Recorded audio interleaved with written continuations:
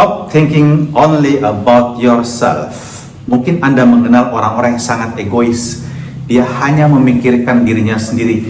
Dia bisa memperbudak orang lain hanya untuk memenuhi egonya sendiri. Dia bisa marah-marah membentak orang lain hanya untuk memuaskan emosinya saja. Orang seperti ini, yakinlah, pasti tidak disukai oleh banyak orang. Dan orang seperti ini, apakah Anda merasa happy? I'm not really sure. Mungkin di permukaan Anda merasa Anda baik-baik saja, tetapi deep inside Anda bukan orang yang bahagia, apalagi membahagiakan orang lain. And let me tell you a story. Pada suatu ketika ada seekor kuda dan keledai itu berteman baik. Dan pada suatu hari datanglah perampok dan mengambil mereka pergi. Dan kemudian pada keledai tersebut perampok-perampok meletakkan pengalas punggungnya dan kemudian meletakkan semua beban hasil rampasan mereka di atas punggung keledai tersebut makin banyak sehingga si keledai tidak bisa lagi bergerak, hanya bisa berjalan.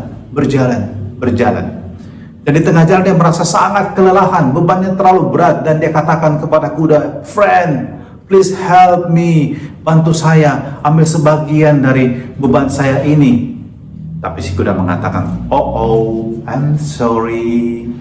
Keledai, kamu memang itu diciptakan untuk mengangkut barang dan itu memang nasib kamu ya. Saya, no. I'm too elegant to take your material over your soldier. No, please no." Dan kemudian kuda mengatakan, "Saya diciptakan hanya untuk manusia, only manusia, exclusive for human being, not for material. Okay, that's your job." Lalu kemudian keledai mengatakan, "Iya begitu kok, ada dong, capek main ini." Dan Anda tahu ketika dia kelelahan, dia terkapar. Dan tepat di titik di mana dia jatuh, dia mati. Apa yang dibuat oleh para perampok? Para perampok kemudian memindahkan semua beban yang ada pada punggung keledai tersebut. Dan kemudian dipindahkan ke kuda yang tadinya itu mengatakan dirinya terlalu elegan. Akhirnya apa? Si kuda pun akhirnya merasa sangat berat beban ini dan untuk bergerak pun sudah sangat sulit, hanya bisa maju. Dan dia terengah-engah. Dan dia merasa sudah mulai semaput. Dan ketika tiba di tempat yang dituju, dia terkapar.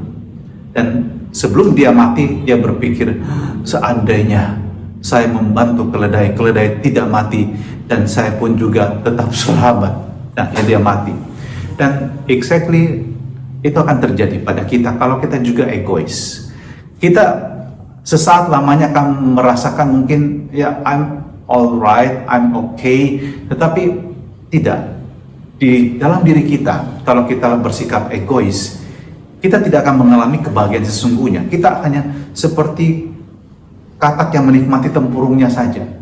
Tetapi ketika Anda bergerak keluar dan mulai mengulurkan tangan untuk orang lain, membantu orang lain, apa yang bisa Anda lakukan untuk meringankan beban hidup orang lain, Anda akan mengalami kebahagiaan yang sangat sulit untuk dirumuskan dengan kata-kata. Believe me. Contoh misalnya, kalau Anda anak-anak di rumah, Anda sekarang merasa sibuk dengan pembelajaran online, mungkin juga banyak PR yang diberikan oleh guru-guru. Tetapi ingatlah juga, di waktu-waktumu yang lain, engkau bisa datang dan menawarkan bantuan kepada papa dan kepada mama, or just do it what you can do to help your parents at home. Lakukan apa yang bisa kamu lakukan untuk meringankan beban mereka. Dan orang tua kita juga saat ini tentu punya beban tersendiri. Dan jika Anda memberikan waktu Anda dan tenaga Anda, mereka tentu akan happy. Demikian juga apapun yang kita lakukan sebagai profesi kita.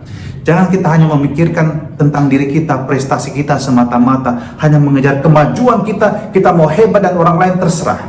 Remember, Anda ketika membagikan ilmu Anda kepada orang lain, Anda menuntun orang lain untuk berkembang dan melihat dia berhasil, Anda akan mengalami kebahagiaan juga. Injil kita hari ini berkisah mengenai Yesus yang mengutus 70 orang murid dan mereka pergi berdua-dua.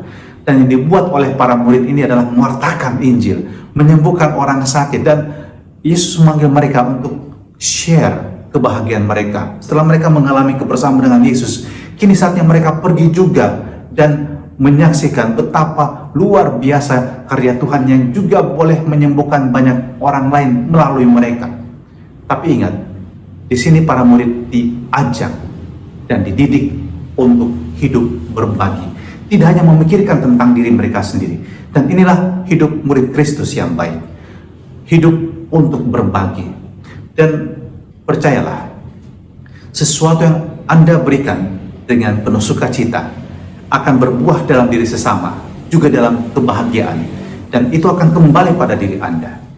Siapa yang paling beruntung dalam hidup ini adalah ketika Anda pada pihak yang mau berbagi.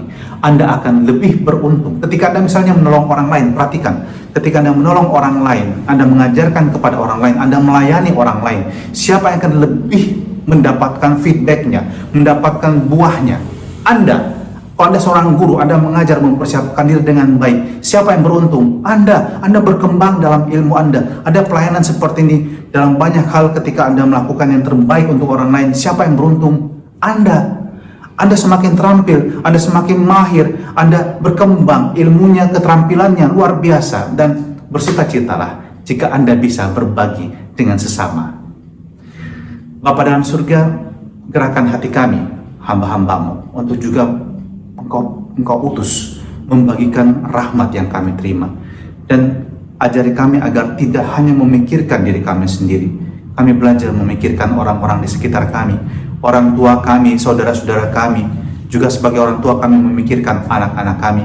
Dan semoga dengan demikian kami belajar untuk saling melayani satu sama lain, seperti para murid-Mu yang Kau utus berdua-dua, dalam nama Bapa dan Putra dan Roh Kudus. Amin.